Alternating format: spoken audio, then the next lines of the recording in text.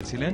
দেশের লোক তো গরিব, প্রধানত এটি তার মূল কারণ ছিল যে দেশের লোকের অবস্থা যতদিন পরিবর্তন করে ততদিন আমিও নিজে অত বিলাসিতা পছন্দ করিনি আর কি। মানে আমার ছেলেদেরও কোন সময় কোন বেশি কাপড় চোপড় সে পছন্দ করতো না। আমরা সবসময় রেশনের চালই খাই, সবসময় চাল।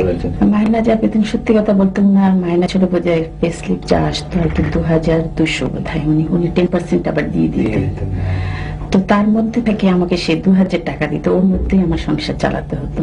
মানে আমার ছেলেদেরও কোন সময় কোন রকম বেশি কাপড় চোপড় সে পছন্দ করতো না।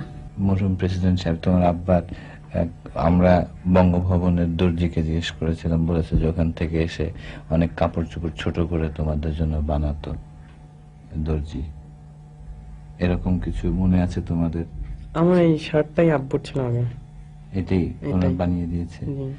তোমার মনে আছে কোকো এরকম কোন? আমার দুটো প্যান্ট ছোট করে বানিয়ে দিয়েছিল। তোমার আব্বার প্যান্ট ছোট করে বানিয়ে